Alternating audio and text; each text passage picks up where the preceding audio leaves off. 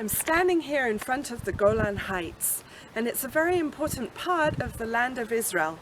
And yet, on most world maps, it actually says that this part of the land is occupied territory. Usually it's referred to as the occupied Golan Heights.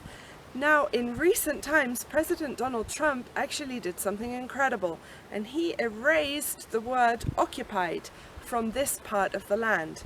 But what was the significance? Why was it written as occupied? And what did it mean when President Donald Trump took that word away? Well, in fact, in order to understand this, we have to go back about 100 years when there was a conference called the San Remo Conference. And this conference determined what the future borders of the Jewish national homeland would be. And you can easily find these maps, but it actually dictates that the Golan Heights would be part of the future Jewish national homeland that, of course, in 1920 hadn't yet been born. She was reborn in May 1948.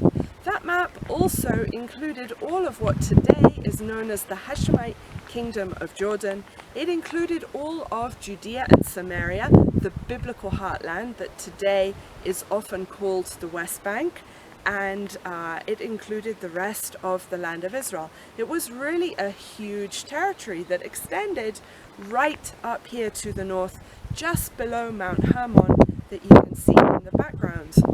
Now, what happened so that she became called occupied? If we fast forward to 1948, when Israel is reborn, what happens is that she is invaded from several fronts and she loses a lot of territory.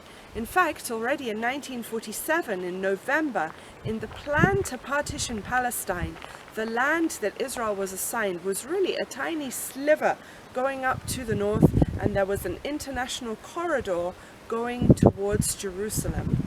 But also, in 1967, what happened was really incredible, because a lot of the territory that had been lost in 1948 and was occupied by the Hashemite Kingdom of Jordan, and in the north here was occupied by Syria.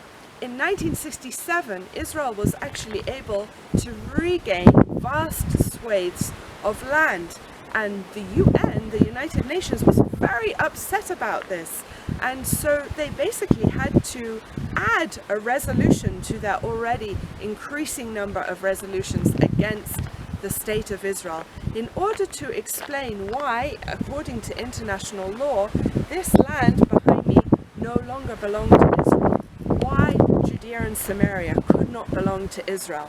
And from that point on, they were known as occupied territory. Now, in fact, this is very strange, because if we think in terms of military strategy and so on, there has never been a battle waged on the face of the earth where a sovereign nation defends her own territory as a result of being attacked, and the territory expands, and later she is told to give that territory back. And so that is why the UN had to invent this resolution, and that is how this portion of the land ends up being called occupied.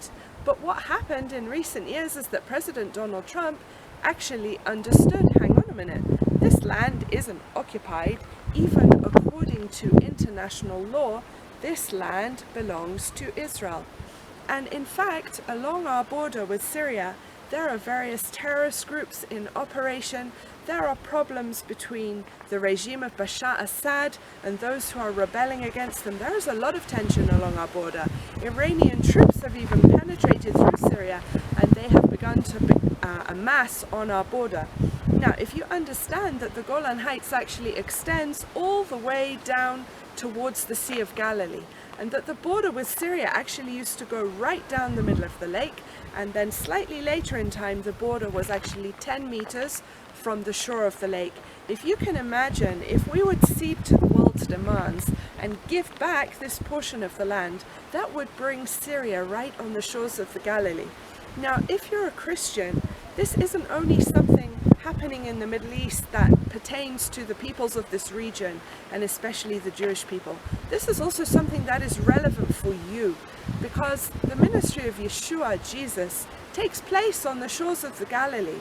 And if Israel would give back the Golan Heights, which we don't believe she will, especially not after President Donald Trump aligned himself with Israel and chose to say that this is not occupied, that this truly belongs to the nation. But can you imagine if we would be forced to give back sites like the Mount of Beatitudes and Capernaum and the place where Yeshua crosses onto the other side of the lake and performs miracles for the Gentiles, for the nations, not even for the Jewish people who were on the other side of the lake. So this is not something that is only relevant for the Jewish people, but this is also something that is very important for our shared Judeo-Christian heritage.